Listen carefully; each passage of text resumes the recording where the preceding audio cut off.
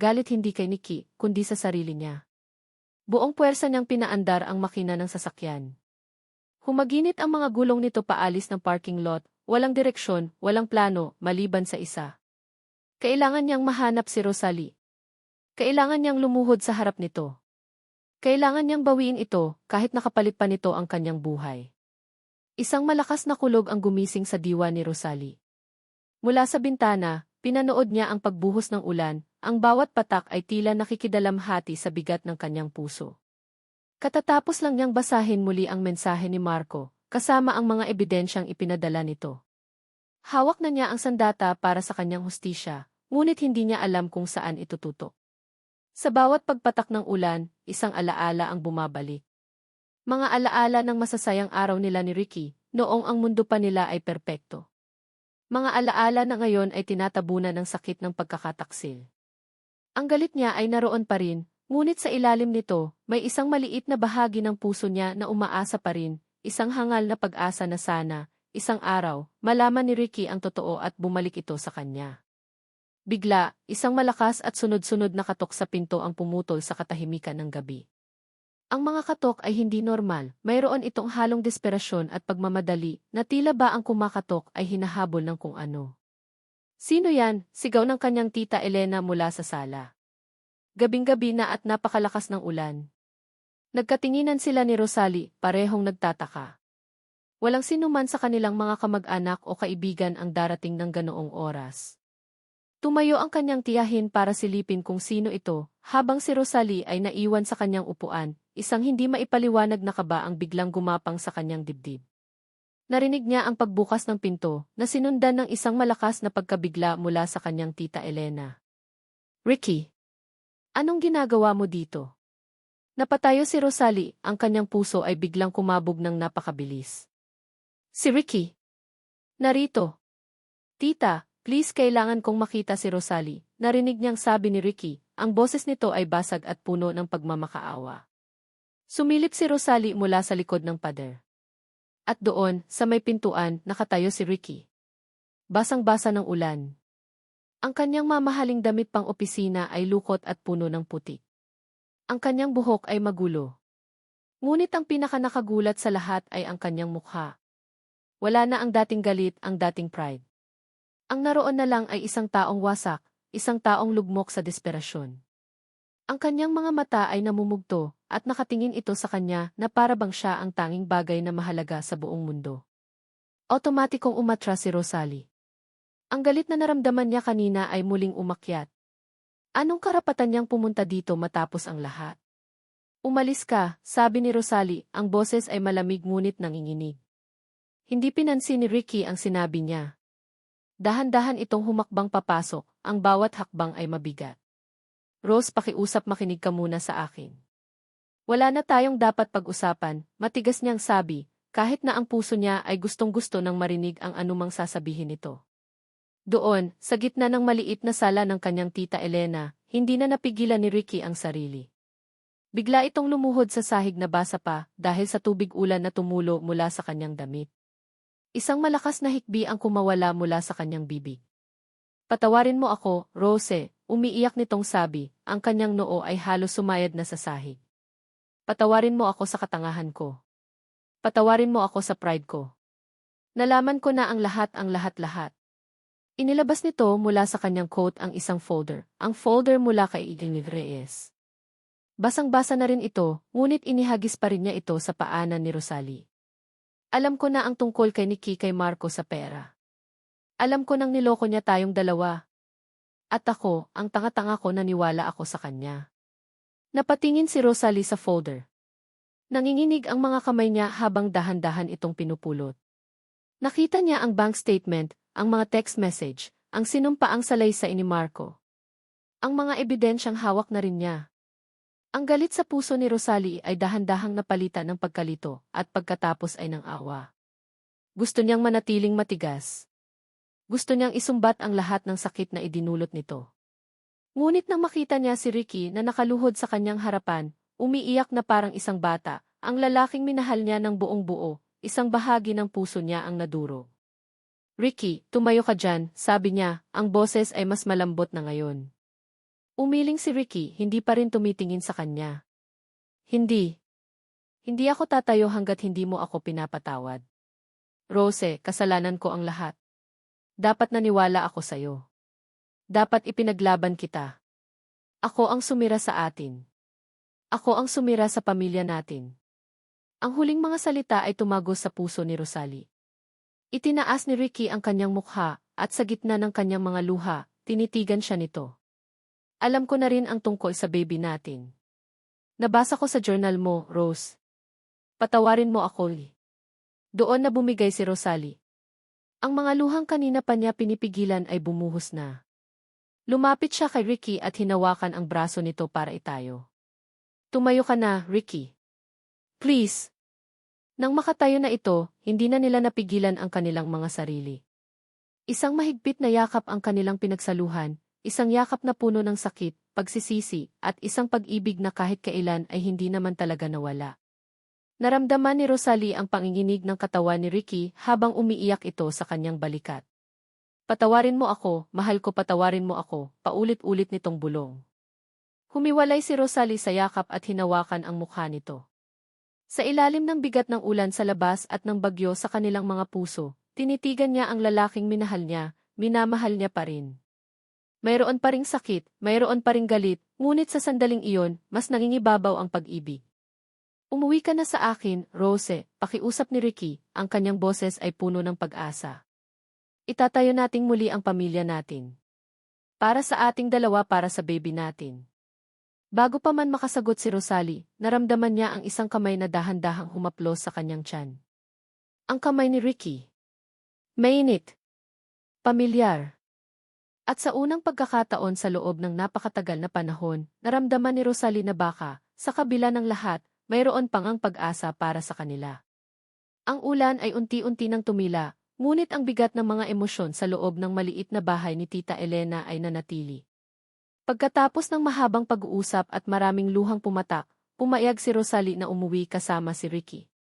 Hindi pa ito isang ganap na pagpapatawad, ngunit isa itong simula, isang hakbang papalayo sa sakit at papalapit sa pag-asa. Mag-iingat kayo, mga anak, sabi ni Tita Elena habang hinahatid sila sa may pinto. Ang mga mata ay may bahid pa rin ang pag-aalala. Opo, Tita. Salamat po sa lahat, sagot ni Rosalie bago pumasok sa sasakyan ni Ricky. Sa loob ng kotse, isang komportableng katahimikan ang namagitan sa kanila. Hindi ito ang nakakabinging katahimikan ng galit, kundi ang tahimik na pag-unawa na marami pa silang kailangang ayusin. Si Ricky ang unang bumasag dito. Gutom ka ba?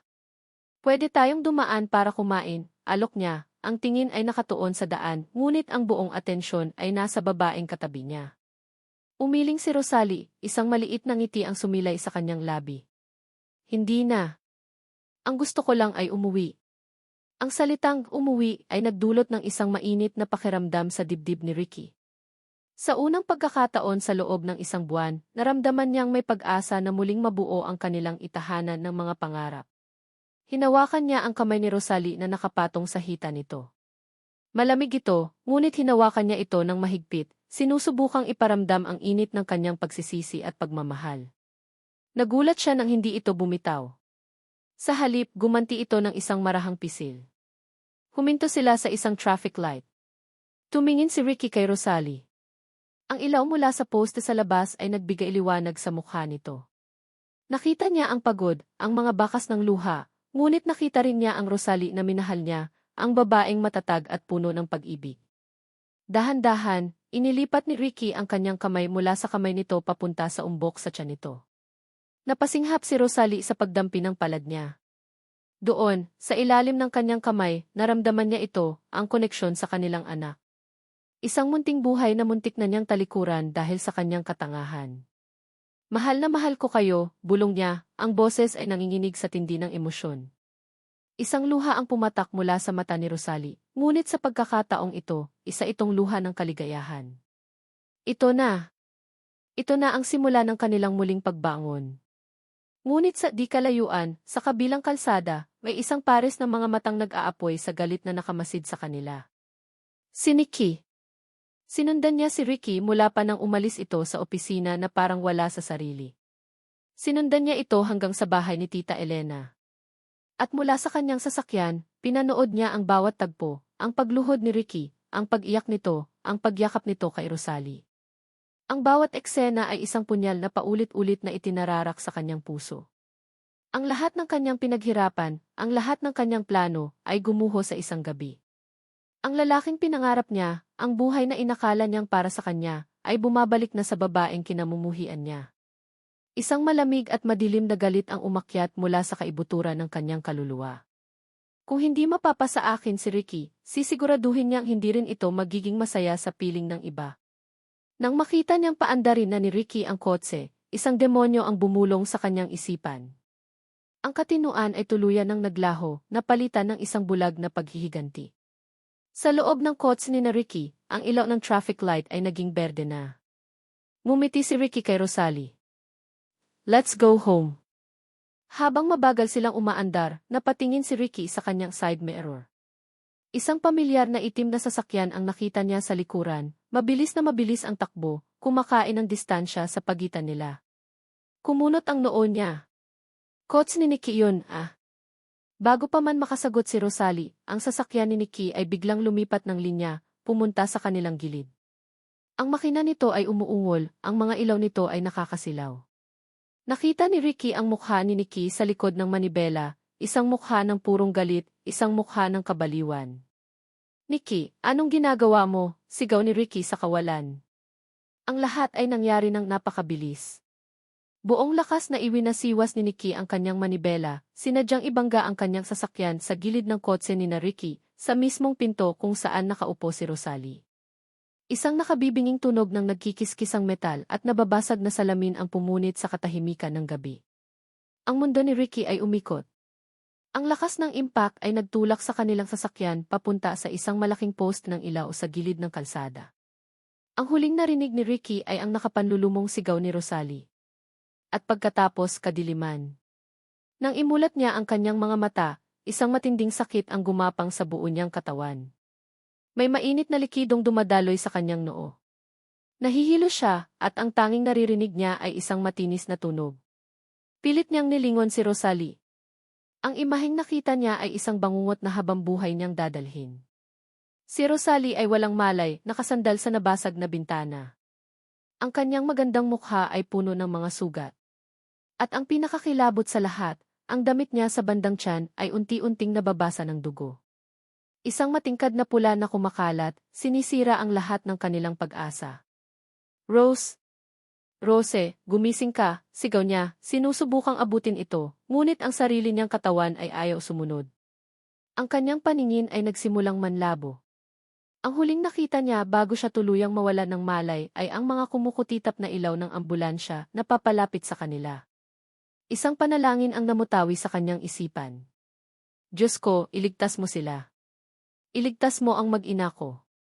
Sa malamig na pasilyo ng ospital, isang doktor ang lumabas mula sa emergency room. Ang mukha nito ay seryoso. Hinarap nito si Ricky na puno ng benda ang ulo at braso.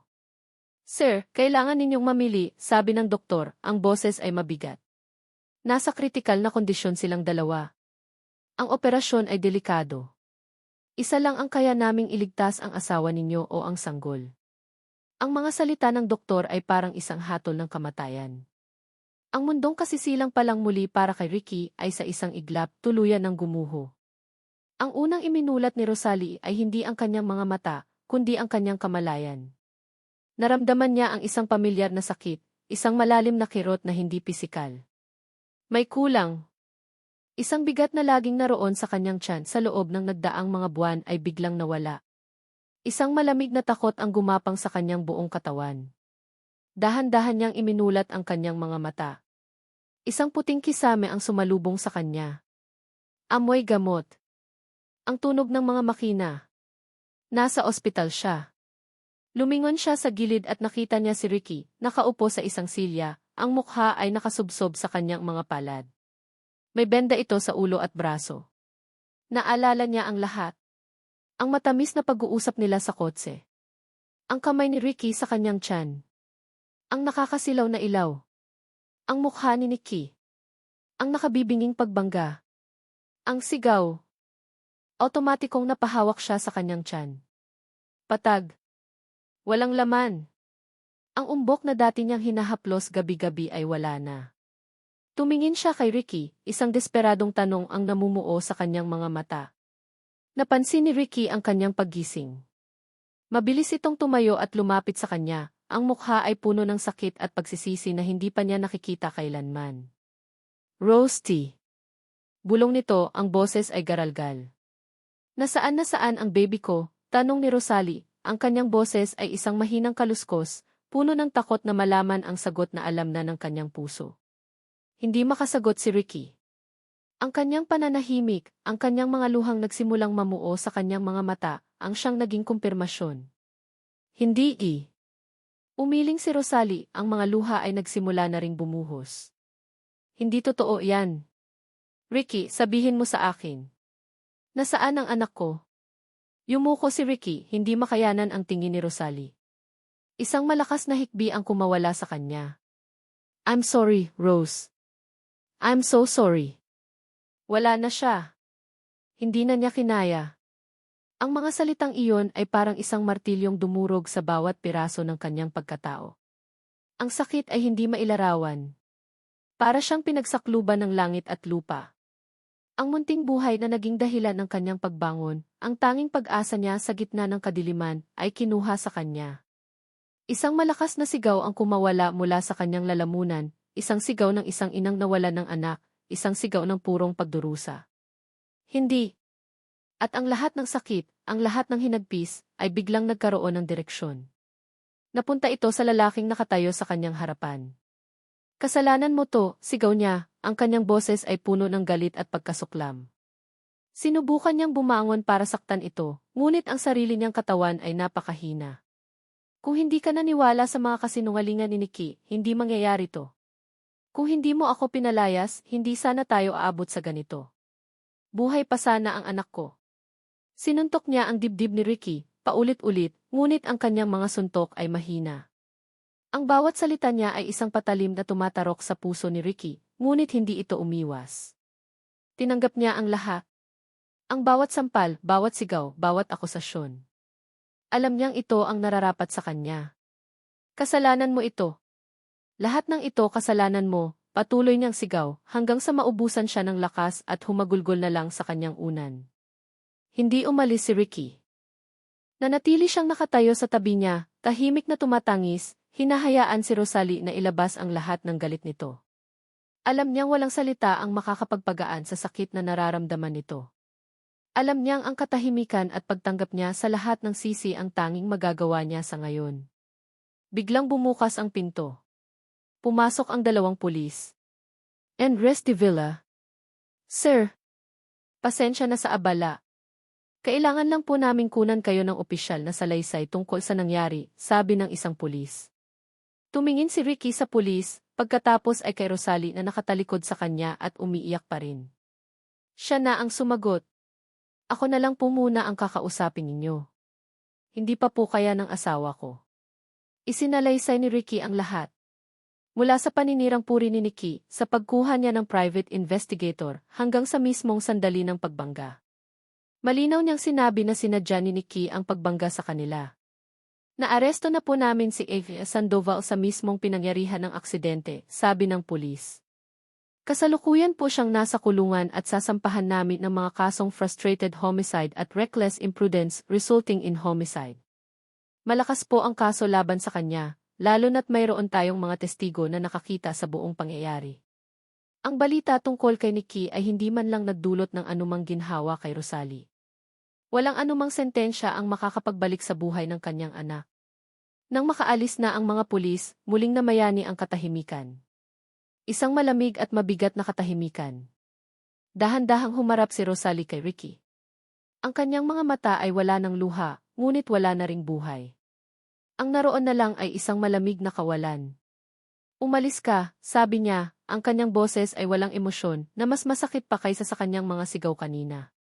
Ayoko nang makita pa ang pagmumukha mo. Ang bawat salita ay parang isang hatol kay Ricky. Gusto niyang magmakaawa. Gusto niyang sabihing hindi niya ito iiwan. Ngunit alam niyang kailangan ni Rosalie ng espasyo. Ang presensya niya ay isa lang paalala ng lahat ng nawala sa kanila. Tumango siya, ang mga luha ay muling dumaloy sa kanyang mga pisngi. Dahan-dahan siyang tumalikod at naglakad palabas ng silid. Bago niya isara ang pinto, muli niyang sinulyapan ang kanyang asawa, isang babaeng dinurog ng trahedya na siya mismo ang may kasalanan. At sa pagsara ng pinto, naramdaman ni Ricky na isinara na rin ni Rosalie ang pinto ng puso nito para sa kanya. Hindi umalis si Ricky. Ang pinto ng kwarto ni Rosalie ay sarado para sa kanya, ngunit hindi siya umalis sa ospital. Ang sofa sa pasilyo sa labas ng silid ang naging kanyang kama. Ang mga nurse at doktor na dumadaan ay napapatingin na lang sa kanya, ang lalaking may benda sa ulo na hindi umaalis sa kanyang pwesto, tila isang gwardyang nagbabantay ng isang nasirang kaharian. Hindi niya kayang iwan si Rosalie, lalo na sa panahong ito. Ang mga salita nitong, "Umalis ka," ay hindi niya narinig bilang isang utos, kundi isang sigaw ng matinding sakit. At alam niya, sa kaibuturan ng kanyang puso, na kailangan niyang manatili. Hindi para pilitin itong patawarin siya, kundi para siguraduhing ligtas ito. Para iparamdam dito, kahit sa paraang tahimik, na hindi ito nag-iisa. Si Tita Elena na ang naging tulay sa pagitan nilang dalawa. Tuwing umaga, kinakatok nito ang pinto para ihatid ang almusal na binili ni Ricky sa labas. Sa una, ayaw itong tanggapin ni Rosalie. Ngunit sa huli, sa pamimilit ng kanyang tiyahin, kakainin din niya ito ng walang imik. Isang umaga, habang inaabangan ni Ricky si Tita Elena sa labas ng kwarto, tahimik siyang kinausap nito. "Ricky, iho, siguro kailangan mo munang bigyan ng espasyo si Rosalie." Yumiling si Ricky. "Hindi ko po siya kayang iwan, tita." "Hindi ngayon." "Alam ko, iho." Pero mas lalo lang siyang nasasaktan sa tuwing nakikita kanya. "Kahit na po," mahinang sagot ni Ricky. "Kahit po sa malayo, babantayan ko siya. Kasalanan ko po ang lahat ng ito. Ito na lang po ang magagawa ko." Sa halip na bumili ng pagkain sa labas, nag-uumpisa ng magluto si Ricky. Dinadala niya ang mga ito sa ospital sa mga food container. Iniiwan niya ito sa labas ng pinto, sa isang maliit na mesa. Isang mainit na sopas, mga paboritong prutas ni Rosalie, isang tasang mainit na tsaa. Hindi niya alam kung kinakain ba ito ni Rosalie, o kung itinapon lang. Ang mahalaga, ginagawa niya. Umaasa siyang sa bawat subo, mararamdaman nito na nandyan lang siya, nagsisisi at naghihintay. Isang araw, habang nakaupo siya sa pasilyo, isang tawag ang natanggap niya mula sa isang real estate agent. Ang tahanan ng mga pangarap ay mayroon ng buyer. Pumunta si Ricky sa isang coffee shop para pirmahan ang mga huling dokumento. Habang hawak niya ang ballpen, sandali siyang natigilan. Ang bawat pirma ay isang pagbitaw sa mga pangarap na binuo nila ni Rosalie. Ang bawat sulok ng bahay na iyon ay may alaala nila, ang unang beses nilang natulog doon, ang mga gabing nagluluto sila ng sabay, ang mga halakhak na umalingaw-ngaw sa sala. Ngayon, ibebenta niya ito. Para saan? Para sa mga bayarin sa ospital. Para sa isang bagong simula na hindi niya alam kung paano o saan mag-uumpisa. Isang malalim na buntong hininga ang kanyang pinakawalan bago tuluyang pumirma. Ang pagsisisi ay isang mabigat na kadena na habang buhay niyang dadalhin. Nang makalabas na si Rosalie sa ospital, umuwi ito sa bahay ng kanyang Tita Elena. Hindi man lang ito lumingon sa kanya. Pero hindi pa rin sumuko si Ricky. Hindi niya ito ginulo. Hindi niya ito tinawagan. Sa halip, nagsimula siyang magsulat. Gabi-gabi, bago matulog sa maliit na apartment na pansamantala niyang tinutuluyan, isinusulat niya ang lahat ng nasa puso niya sa isang pirasong papel. Hindi ito mga sulat ng paghingi ng tawad. Mga sulat ito ng mga alaala. Naaalala mo pa ba noong unang beses tayong kumain ng isaw-saw? Natawa ako kasi ang takaw-takaw mo pero ayaw mong aminin. Ang sabi mo, art appreciation lang. Sa araw na yon, alam ko nang ikaw na ang gusto kong makasama habang buhay. Isang beses, ginising mo ako ng 3:00 ng madaling araw para lang panoorin ang isang meteor shower. Walang meteor na dumaan pero hindi iyon mahalaga. Ang mahalaga, magkayakap tayo sa ilalim ng mga bituin. Ikaw ang pinakamaliwanag na bituin sa buhay ko, Rose. Noon at lalo na ngayon. Kinabukasan, idinadaan niya ang mga sulat sa bahay ni Tita Elena. Hindi niya ito ibinibigay ng direkta. Iniiwan niya lang ito sa ibabaw ng kanilang mailbox. Sa loob ng bahay, nakikita ni Tita Elena ang lahat. Nakikita niya ang pagod sa mga mata ni Ricky, ngunit nakikita rin niya ang determinasyon. Nakikita niya ang mga sulat na dumarating araw-araw. At nakikita niya ang pamangkin niyang unti-unti nang nilalamon ng kalungkutan. Isang hapon, hindi na nakatiis si Tita Elena. Kinuha niya ang isa sa mga sulat mula sa mailbox at pumasok sa kwarto ni Rosalie. Naabutan niya itong nakatulala na naman sa bintana, hawak-hawak ang isang maliit na damit ng sanggol na hindi na kailanman maisusuot. Rose, anak, mahinang sabi ng kanyang tiyahin. Hindi lumingon si Rosalie. May sulat para sayo. Inilapag ni Tita Elena ang sobre sa kama. Araw-araw may iniiwan si Ricky sa labas. Sa unang pagkakataon, lumingon si Rosalie. Tiningnan niya ang sulat na para bang isa itong bomba na anumang oras ay sasabog. Itapon niyo na lang po yan, tita, malamig niyang sabi. Anak, basahin mo man lang. Para sa sarili mo. Hindi para sa kanya, pakiusap ng kanyang tiyahin bago lumabas ng kwarto. Naiwan si Rosalie na mag-isa, kasama ang sobre. Ilang minuto siyang nakatitig dito. Ang isang bahagi niya ay gustong sunugin ito. Ngunit ang isa pang bahagi, ang bahaging pagod ng masaktan, ay nag-usisa.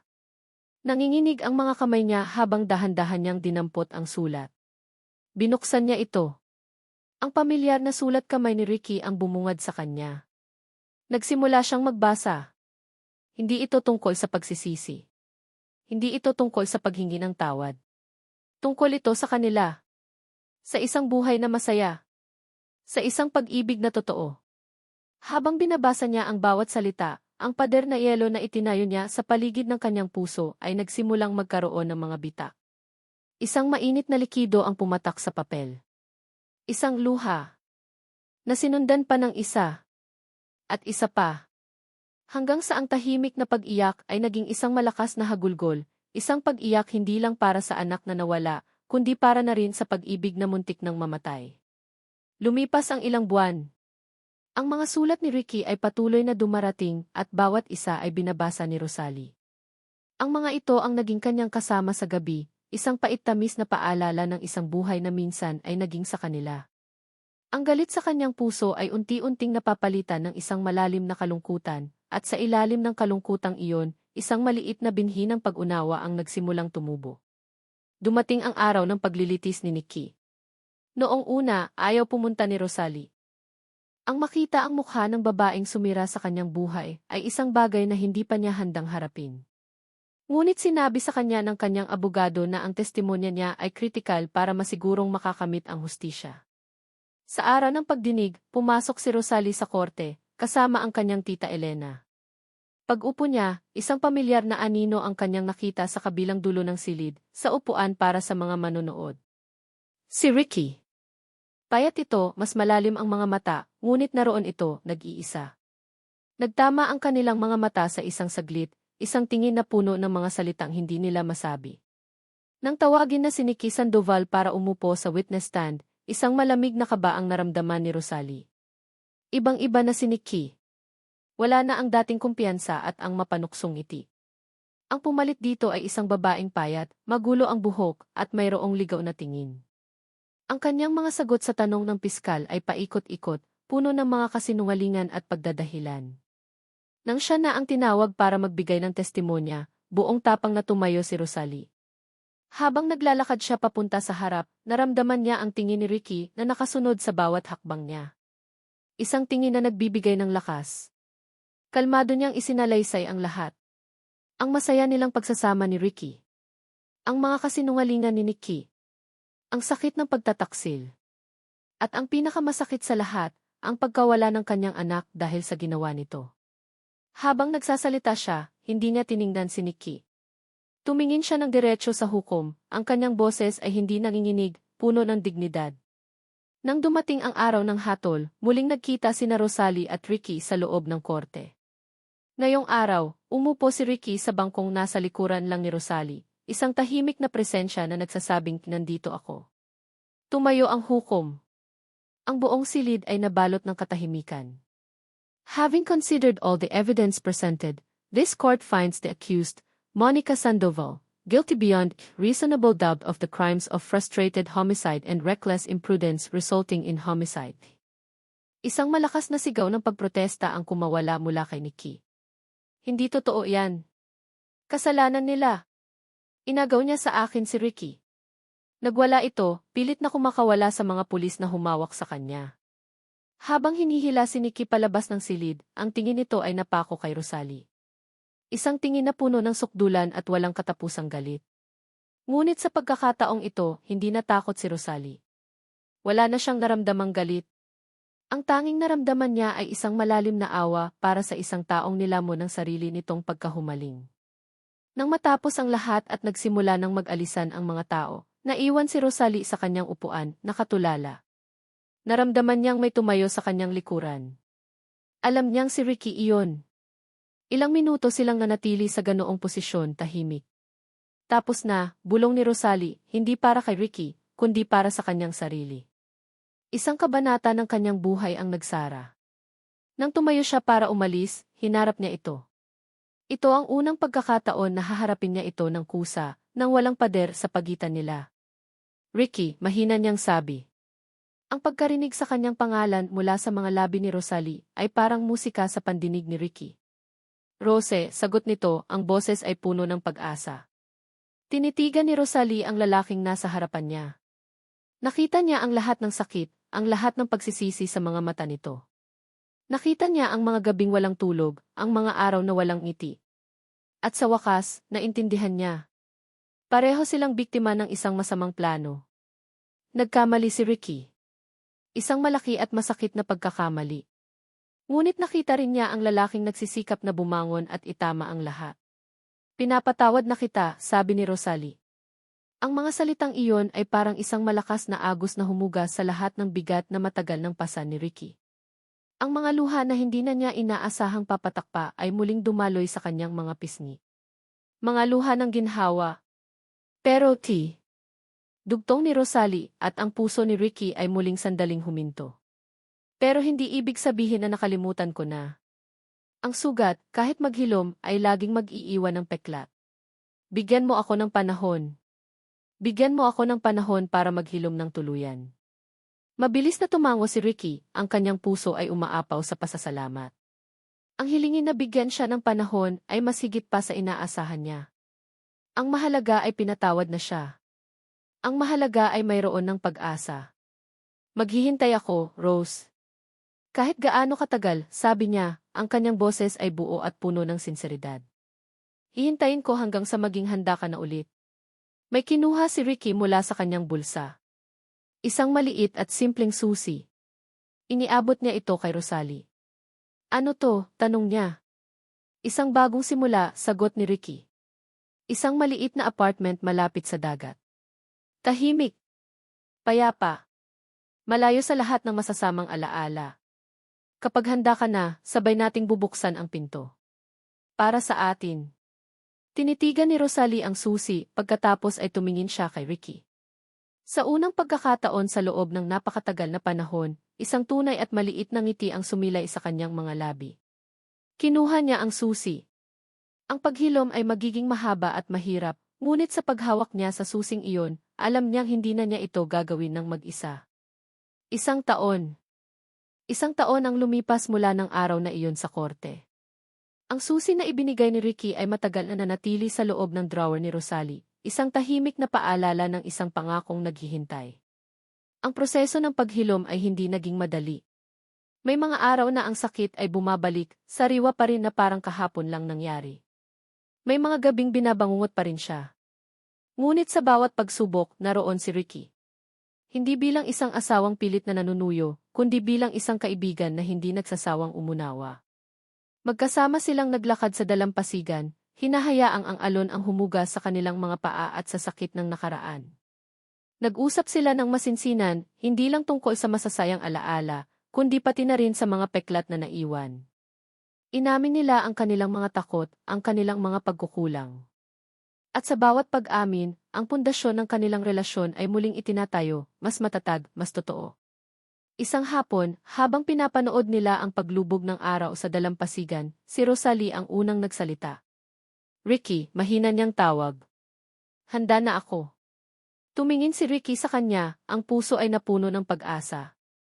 Saan, mahal? Ngumiti si Rosalie at ipinakita ang susi na kinuha niya mula sa kanyang bulsa. Sa bago nating simula, ang apartment na nakuha ni Ricky ay simple lang, mas maliit kaysa sa dati nilang itahanan ng mga pangarap, ngunit ang bawat sulok nito ay may tanawin ng dagat. Sabay nilang ipinasok ang susi sa seradura. Sa pagbukas ng pinto, hindi isang bahay na puno ng mamahaling gamit ang kanilang dinatnan, kundi isang blankong canvas. Isang pagkakataon para lumikha ng mga bagong alaala, isang pagkakataon para pintahan ang kanilang kinabukasan ng mas masayang mga kulay. Dahan-dahan, pinuno nila ang kanilang bagong tahanan. Hindi ng mga material na bagay kundi ng pagmamahal. Ang mga pader ay sinabitan nila ng mga litratong kuha sa kanilang mga bagong paglalakbay. Ang kusina ay muling napuno ng amoy ng mga paborito nilang pagkain na sabay nilang niluluto. At ang sala, muli itong napuno ng mga halakhak. Ang peklat ay naroon pa rin. Tuwing makakakita si Rosalie ng isang sanggol, isang maliit na kirot ang kanyang nararamdaman. Tuwing gabi, bago matulog, may isang panalangin silang inaalay para sa anghel na nagbabantay sa kanila mula sa langit. Hindi nila kinalimutan ang sakit, ngunit natutunan nilang mabuhay kasama nito, hindi bilang isang aninong nagpapahirap, kundi bilang isang paalala ng pag-ibig na nagpatatag sa kanila. Isang umaga, ilang buwan matapos silang lumipat, muling naramdaman ni Rosalie ang isang pamilyar na pagkahilo. Isang pamilyar na pagduduwal. Ngunit sa pagkakataong ito, hindi takot ang kanyang naramdaman, kundi isang nanginginig na pag-asa. Hindi na siya bumili ng pregnancy test. Diresto silang pumunta sa doktor, sabay. Sa loob ng klinika, magkahawak kamay silang nakaupo sa harap ng doktora, parehong kinakabahan. Ipinakita ng doktora ang imahe sa ultrasound monitor. Congratulations! Mukhang mayroon tayong isang malusog na heartbeat dito, nakangiting sabi ng doktora. Napaluha si Rosalie, habang si Ricky naman ay napahigpit ang hawak sa kanyang kamay, ang mga mata ay puno ng pasasalamat. Ngunit hindi pa tapos ang doktora. Itinuro nito ang isa pang bahagi ng screen. At mayroon pa tayong isa dito. Nanlaki ang mga mata ni na Rosalie at Ricky. Dalawa po, daw gulat na tanong ni Ricky. Umiti ang doktora. Actually sandali lang, bilangin nating mabuti. Itinuro nito ang monitor. Isa, dalawa at heto pa ang isa. Tatlo. Tumingin ang doktora sa kanila, ang ngiti nito ay abot tainga. Congratulations, M.A.N.M. Ref de Villa. Hindi lang isa, hindi lang dalawa kundi tatlo. You're having triplets. Ang katahimikan sa silid ay biglang napalitan ng isang pinaghalong tawa at iyak. Niyakap ni Ricky si Rosalie ng napakahigpit, isinubsob ang mukha sa balikat nito, ang kanyang katawan ay nanginginig sa tindi ng galak. Salamat, Diyos ko salamat, paulit-ulit niyang bulong. Hinaplos ni Rosalie ang kanyang likod, ang kanyang puso ay umaapaw sa kaligayahan na akala niya ay hindi na niya mararamdaman pa. Isang biyaya. Hindi lang doble, kundi triple. Tila ba ang langit mismo ang nagsasabing karapat-dapat sila sa pangalawang pagkakataon na ito. Lumipas ang mga buwan ng puno ng pag-iingat at pag-asa. Gabi-gabi, sabay nilang kinakausap ang tatlong munting buhay sa sinapupunan ni Rosalie. At isang araw, ang kanilang tahanan sa tabi ng dagat ay napuno ng tatlong magkakasabay na iyak ng sanggol. Tatlong malulusog na bata, dalawang lalaki at isang babae. Kinagabihan, habang mahimbing na natutulog ang kanilang mga anak sa mga kuna, magkayakap sina Rosalie at Ricky sa kanilang balkonahe, nakatingin sa karagatan. Sa madilim na kalangitan, tatlong bituin ang nagniningning ng mas maliwanag kaysa sa iba. Ang ating mga munting bituin, bulong ni Rosalie, isinandal ang ulo sa dibdib ni Ricky. Niyakap siya ni Ricky ng mas mahigpit. Ang sakit, ang pagkakamali, ang mga luha, lahat ng iyon ay bahagi na ng kanilang kwento. Ngunit hindi iyon ang katapusan. Iyon lang ang bagyo na kailangan nilang pagdaanan para mas pahalagahan ang bahaghari na naghihintay sa kanila. Ang kanilang pag-ibig ay nasubok ng apoy, at mula sa abo, ito ay muling isinilang, mas matatag, mas dalisay, at mas maningning kaysa dati. At sa tahanan ng tatlong bituin, ang kanilang kwento ay hindi nagtapos. Ito ay nagsimula pa lang. At dito nagtatapos ang kwento ni na Rosalie at Ricardo, sa tahanan ng tatlong bituin, kung saan ang kanilang pag-ibig ay muling isinilang, mas matatag at maningning kaysa dati. Kong Gun, isang taos pusong pasasalamat sa iyo, mahal naming tagapakinig, sa iyong walang sawang pagsubaybay sa bawat kabanata ng kanilang paglalakbay. Mula sa simula hanggang sa wakas, naramdaman namin ang iyong presensya, ang iyong pakikiramay sa bawat patak ng kanilang luha, at ang iyong pakikibahagi sa kanilang muling natagpuang ligaya. Habang isinusulat ko ang kwentong ito, naging layunin kong maghatid ng isang salaysay na hindi lamang puno ng kilig at drama, kundi isa ring salamin ng buhay. Isang paalala na ang pundasyon ng tunay na pag-ibig ay hindi perpekto. Ito ay nasusubok, nabibitak at kung minsan ay nadudurog. Ngunit ang tunay na lakas nito ay hindi nasusukat sa kung paano ito umiiwas sa pagkasira, kundi sa kung paano ito buong tapang at buong pusong muling bumabangon. Ang kwento ni na Rosalie at Ricky ay isang paglalakbay tungo sa pagpapatawad sa iba, at higit sa lahat, pagpapatawad sa ating mga sarili. Ito ay isang paalala na ang tiwala, kapag nasira, ay maaaring muling buuin sa pamamagitan ng walang sawang pagsisikap at taos-pusong pagsisisi. At higit sa lahat, ito ay isang kwento ng pag-asa. Isang pag-asa na sa kabila ng pinakamadilim na bagyo, laging may bahagharing naghihintay. Na sa bawat pagkawala, mayroong biyaya na nakalaan. Sana ay mayroong aral at inspirasyon kang napulot mula sa kanilang karanasan. At ngayon, nais naming marinig ang iyong saloobin. Anong bahagi ng kwento ang pinakatumatak sa iyong puso? Ano ang iyong natutunan tungkol sa pag-ibig, pagtitiwala at pagpapatawad? Huwag mag-atubiling iwanan ang iyong komento sa ibaba. Ang iyong bawat salita ay mahalaga sa amin. Muli, mula sa kaibuturan ng aking puso, maraming salamat. Hanggang sa ating susunod na pagkikita sa isa na namang kwentong magbibigay kulay sa ating mga puso't isipan.